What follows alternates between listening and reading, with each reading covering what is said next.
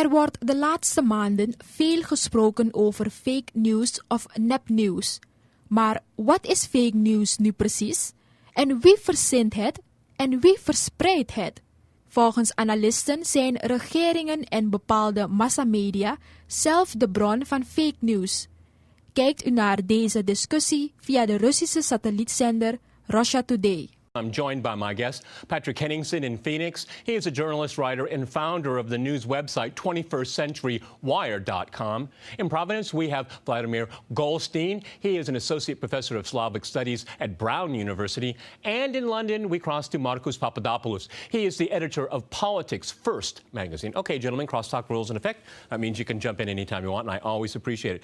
Patrick, you got up earliest for this program. I usually go to the person that got up earliest, and you got up very early. Let me go to you first here. It's really quite remarkable. Mainstream media is calling us out as fake news when they've been peddling it for decades and they've been caught repeatedly, particularly during the last American election cycle. What gives here? I mean, again, I've used the term on this program before. We're living in parallel universes. Go ahead, Patrick. Sure. You know, what they've done here is they've tried to create a dialectic, basically a binary conversation. So they come up with a list. Some academic has come up with a list saying these are all fake news websites, for instance, and then anything that's not on the list is presumed as real news. So essentially, this is a virtual book burning exercise for the 21st century. Who's behind it? The biggest purveyors of actual fake news. Yep. I'm talking about the establishment corporate media, I'm talking about academia, and I'm talking about government itself. So anybody who's half intelligent can tell what a fake story is. My readers at 21st Century Wire can tell what a fake story is. So how come her students at this university, who she made this list for, this doctor, can't tell? So is that a failure on my part or a failure of bloggers? No, this is a failure of the state. It's a failure of the education system, the dumbing down of America. So the solution they've offered is a nanny state solution where they put a committee together of the same people who are really responsible. New York Times, Silicon Valley, people who are responsible for dumbing down the people in the first place. This is like putting Bernie Madoff in charge of an ethical investment forum. You know, so they've lost control of the narrative, they've lost control of the internet, and so they want to attack the real diarists of the 21st century. These are bloggers, independent media people that hold no allegiance to corporations or power structures. So this is, you know, the reaction of it is extraordinary. Markos, if we go to you in London, I mean, they've delegitimized themselves so much. If we can look at Brexit and the U.S. election here, now they want to turn around and delegitimize everybody else. I mean, I think this dialectic is really in play right now. I mean, they were caught lying repeatedly and being deceptive. We can go all the way back to the illegal invasion of Iraq of 2003, and that's just one really good example. There are many, many, many more. And now they want to turn around and censor anyone that disagrees with them. Go ahead, Markos. Well, what the West is saying about Russian media is spiteful, is ludicrous, and is unsurprising. You know, Peter, my premise about the West is that the West is not sincerely committed to freedom of speech, and anyone who argues to the contrary of that simply cannot sustain that argument. But, you know, in my opinion, the Russian media has ruffled the feathers of the West, and that is a good thing. I think that the European Union as a whole, I think Britain and America, regardless of political persuasions, understand that Russia has regained a lot of its Soviet-era influence and power and is now asserting its national interests around the world and is challenging the Western narrative. Now, that is frightening Western policymakers, and that is frightening Western mainstream journalists. So, the decision of the European Parliament to regard Russian media as, quote, dangerous is not surprising, but my own personal opinion is that I wouldn't take it as a negative. I actually think it's a positive because it shows that we are exposing their double standards and we're exposing their folly. I wear it as a thorny crown. Absolutely, absolutely. And I say that very happily to our viewers right here. Vladimir, let me go to you because, you know, this is a roundabout way of censorship. If you do not agree with the standard narrative of the power powers that be, you will be demonized. You cannot disagree. This is something that's relatively new. We used to have debates about topics. Now there can be no debate, and there can only be one legitimate source of information, and that's the government and its pliant media in the West. Go ahead, Vladimir. Yeah, absolutely. The fact is that nobody knows or possesses the whole truth. That is, so it's unbelievably presumptuous on the part of mass media, who's been actually peddling a fair amount of their own, lies, misrepresentations, and so on, now to suggest that they possess the truth and somebody else possesses only fake news. This is absolutely, ridiculous. We have to go back to the very basic foundations of Western societies, the freedom of the speech, the fantastic text of John Milton, Areopagitica, where he insists on the fact that we have to read everything. We have to make our own conclusions. That, the truth being, torn apart, thrown around, and it's our task to put it together piece by piece. What Milton stresses is that what purifies us is trial, and trial is by what is contrary. So we have to read everything. I very frequently, appalled by the nonsense which the New York Times publishes, but nevertheless, once in a while I find something interesting there. So this is the readers who have to find out, and put truth together, rather than getting this kind of ridiculous interpretations, total demonization of Russia, total demonization of everything. And I would stress another thing, which I find totally appalling. If you substitute, for example, just to make a mental exercise, if you substitute, Russia this, Russia did this, Russia is dropping that, with the term Jews, it will be absolutely Nazi, Goebbels-like propaganda, which we already went through and been appalled by. And it continues. Just very recently, Economist did a cover of Putin as a puppeteer with his fingers, controlling everything. And, go to Goebbels, 1942, that's exactly the same cartoons where the Jews are controlling Stalin and they're the same. And then they have a nerve to call, people who challenge it or question it, fake news. This is a clear case of Freudian sleep. They've been, it's obvious. Fake news, and now they it's obvious that the powers that be in the West and the media don't have any historical memory. Shame on them. They're supposed to be pedagogical in their approach, but they're not, okay? I want to talk about a slur. I want to go back to Patrick here. Alt-right, okay? This is all one big conspiracy. I don't know. I'm not going to insult our viewers here. On Facebook, on the internet, I can spot a fake story a mile away, okay? And they are out there. And that doesn't necessarily mean they're alt-right. They're there for clickbait, for a number of other reasons, sometimes just to create chaos, yes. But the CIA has been doing that. There's a long record of the CIA getting itself involved in media, and again, the pliant media going along with it here. Tarring the alt-right is wrong, because there is an alt-left then, okay, and they're in power. Go ahead, Patrick.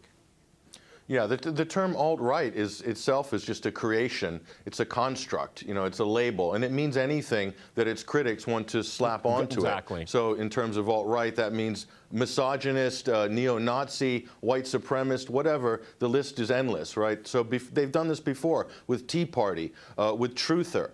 The term conspiracy theory is now equated with, or they've tried to equate it with extremist. Okay, so anything that is outside of the mainstream orthodoxy or anything that shows dissent against the establishment, that's been sort of tarred or labeled, and this is how they basically marginalize large sections of the population. So, they say the revolution will not be televised. It already happened, and they lost. The mainstream media, the establishment lost already. The revolution has happened. And so this is a knee-jerk reaction against that. And to me, we've crashed through the gatekeepers' gates, essentially. And they meant to have the wind of Hillary Clinton's sails, filling the sails. The wind of Hillary Clinton's victory was supposed to drive this. This wasn't just happening overnight. This campaign you're seeing against so-called fake news has been in the works for a very long time, incrementally, and it meant to have some inertia, and now they're throwing it all out before Donald Trump gets sworn in January, along with a number of other things like attacks on RT as well. They're emptying, they're purging right now, and so it's kind of, chaotic desperation zone right now. Okay, let me go back to London. Marcus, you know, we just heard the term conspiracy theory, but I would make a strong argument, and I think a winning argument, is that Western audiences are a victim of a conspiracy of people in power in using the media to peddle their false narratives about the reality around us. And we can talk about the economy, we can talk about wars, we can talk about security, we can go on and on. It's a big package deal. Go ahead, Marcus in London. Can I just quickly say, picking up on the previous point, I don't think we should have anything to do with liberals or conservatives in America, neocons or neoliberals in America, because in my opinion, they are just as bad as each other. They put America first, regardless of the consequences for the rest of the world. But, you know, Peter, I distinctly and vividly remember the 1990s when the West was demonizing the Serbs, when the West tore apart Yugoslavia, the wars in Croatia and Bosnia, and then Kosovo. And you know, Peter, there was no RT, there was no crosstalk at that time to convey a different opinion, to challenge the Western narrative. There were no contributors tackling why American and British journalists, for example, were claiming 500,000 Albanians had been murdered by the Serbs with no concrete evidence. Well, do you know something, Peter? That was then, this is today, and the world is a better place because of Russian media, like RT, like Sputnik, and like CrossTalk. They're terrified of it. That's why they attack us so much, to try to delegitimize us. And this is, but see... Well, absolutely. It shows that, for example, with yourself and CrossTalk, that you are achieving splendid progress because they are so viciously attacking you. If they weren't frightened of CrossTalk, then they wouldn't give a reaction. But it's the fact they're frightened of you. It's the fact that you are exposing the deceit, the recklessness, and the folly of Western foreign policy that they're doing this. We have to go to a short break, gentlemen, and after that short break, we'll continue our discussion on fake news. Stay with RT.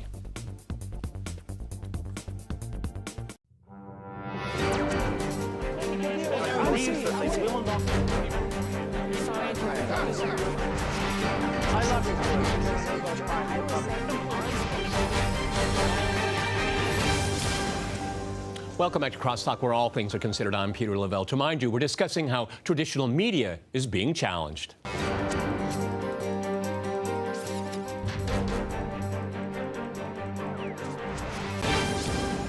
Okay, let me go back to Vladimir in Rhode Island. It's interesting, a few hours ago, Donald Trump, President-elect, he had a conversation with the editors of the New York Times.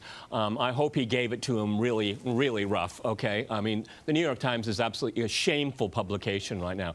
But if I'm not mistaken, on the same day, Donald Trump released through social media a video about his vision of the first 100 days of his presidency. What I found really interesting is not that he talked to the New York Times. I'm sorry he had to waste his time there. But what I think is interesting is that now he has found the means with the technology that we have right now to talk directly to the public. He doesn't need those filters anymore. He doesn't need the nonsense. He doesn't need the bias and the lies and the ideology that's all tied with it. All of these traditional newspapers and magazines and television are so disgraceful in their presentation right now, and it's only going to get worse. So, Vladimir, now we can go away from them. You can go directly to the consumer, directly to the voter, okay? And I think that's a smart move because these elites, they hate democracy, they hate public participation and learning the truth about their reality around them. This is a new era. Go ahead, Vladimir. Yeah, they obviously had some kind of a monopoly on the news presentation, on the coverage, what Marcus referred to total blockade about alternative views about,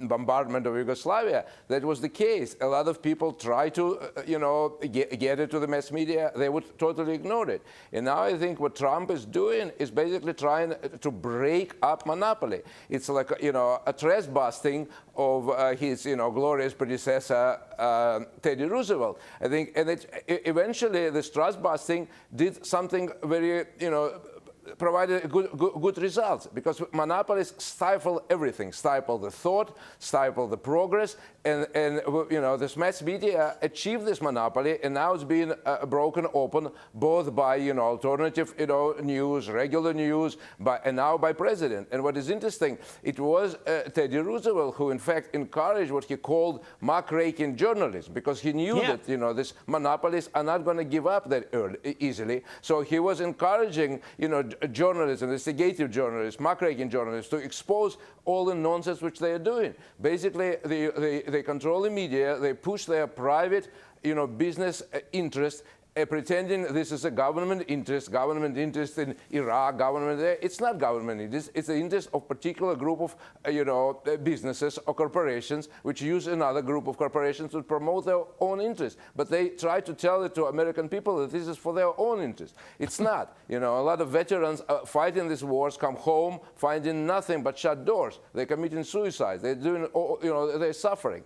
And, you know, the media is silent about it. So Trump is very savvy politician. I hope he sort of, you know, he knows American history, and he'll follow to those glorious examples of trust busting. Okay, Vladimir, I think we could all agree with you there. But Patrick, the powers that be are not going to take this sitting down. We all know it. Okay, the offensive they're taking against us is only the beginning. It's going to get a lot more messy, really ugly. I'm certainly sure it's going to get personal too. And what they have left. You know, in a democratic society that supports freedom of speech, censorship is the last resort. They're playing around with that now. Censorship, cutting people off, like ourselves here. The internet, we're not going to go away, okay? They can make trouble, but we're not going to go away. And it will again legitimize us and delegitimize their message. Go ahead, Patrick. Yeah, you know, this whole fake news scare, you know, we've seen this. This isn't the first time it's happened. In 1938, Orson Welles did a broadcast of War of the Worlds on CBS radio. And the establishment at the time was the print news industry.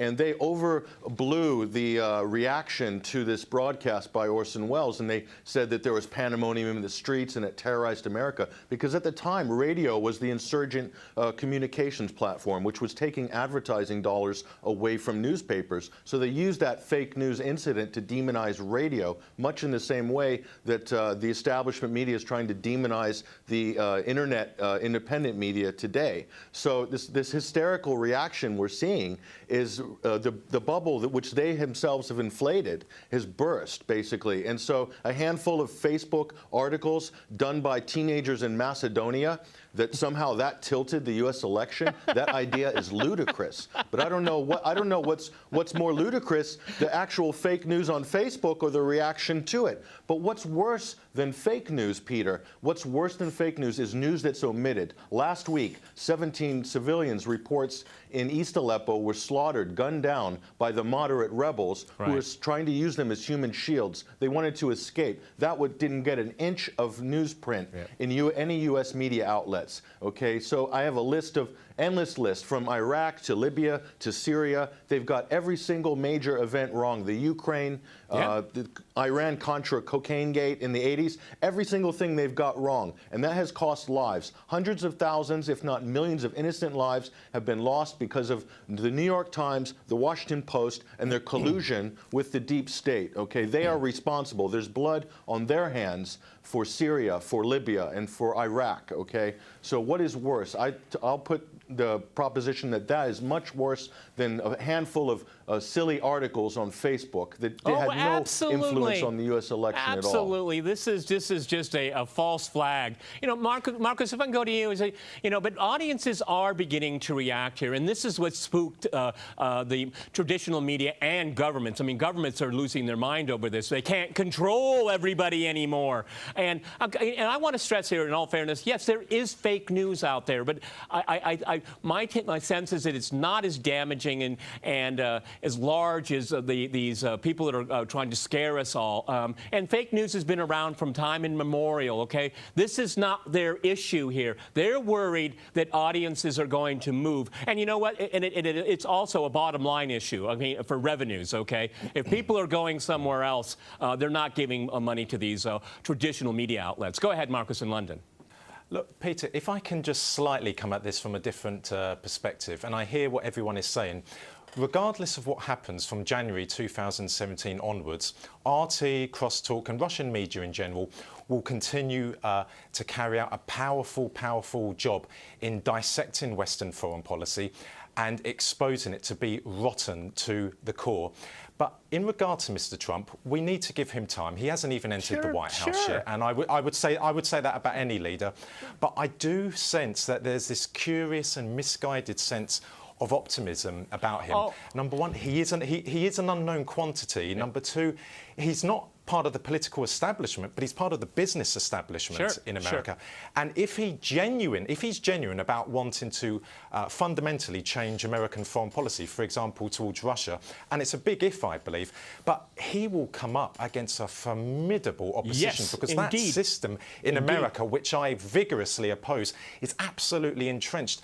And I'll be candid with you, Peter, I don't believe it's possible for one person to change it. He will be up against Congress, a very right-wing Congress. His own party. He will be up against the CIA, the Pentagon, his own party, and the various lobby groups, for example, the war lobby. So while we need to give him time to see exactly what sort of president he's going to be, I don't believe that there's going to be any significant change in America. As the Iranian leader said recently, America remains the same America. Yeah, Marcus, you bring up a really good point, and I'm in agreement with you completely. If I can go to Vladimir, I want to make it very clear to our viewers here, if I see just continuity in American foreign policy under a Trump presidency, he's going to get my wrath in a nanosecond, okay? I'm not going to hold back, okay? I'm glad Hillary Clinton will not be president of the United States. I'm over that now, okay? I'm over that. We have a new reality, but we have to keep an eye on the principles that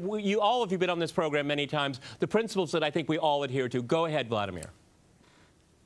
Yeah, I think what's important to stress that we're in the current situation when Hillary Clinton lost, and the whole machine which was backing her also lost. So what one would expect from any team side which lost is to come up with some kind of realization and a sort of improvement, but we don't see it. So whatever will happen after January 17 is one thing, but what is disturbing is that they continue maligning Russia, maligning Trump, coming up with all these fake stories about alt-right, all this and that, as if nothing happened. And I find it's very disturbing because basically, it's time to come up to terms with what's happened and time to turn gaze inward and analyze their own mistakes. New York Times should do that. Washington Post should do that. CNN should do that. They but will instead, never they do continue. it. They continue with. They continue with the same offensive, and furthermore, the same applies to European press. Even worse, they continue with the same stuff as if nothing happened, as if Americans' vote doesn't matter, if the choice of American people does matter. Rather than concentrating on new presidents, congratulating them and trying to work on something and trying to see where Democratic Party went wrong or something, they continue with the same nonsense of maligning others and see nothing about themselves. That's absolutely right. You really So wish that once in a while they need to pick up a mirror and look into it for just a few seconds and see the ugliness that they've created here. Patrick, you were on one of those lists. Your website was on one of those lists that are being fake news. Tell our viewers, how did you react to that when you saw that? Go ahead. Well, I woke up in the morning and people were saying that I was somehow a member of the alt-right and that 21st Century Wire was on the fake news list.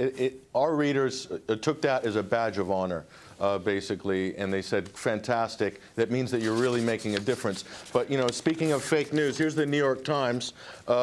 U.S. ties Russia to attack on UN aid convoy. This dominated the headlines. There's not a shred of evidence to back up that headline on the New York Times. Okay, that's just one example of many. So, who are the real culprits of fake news? I think we need to look no further than CNN, New York Times, New York Post, any of these mainstream media outlets, ABC, CBS, NBC. So, the fact that they're attacking the little man really speaks volumes about, I'm really proud of you. All right, gentlemen, we've run out of time. We've run out of time for real news here, okay? Many thanks to my guests from Providence, Phoenix, and in London. And thanks to our viewers for watching us here at RT.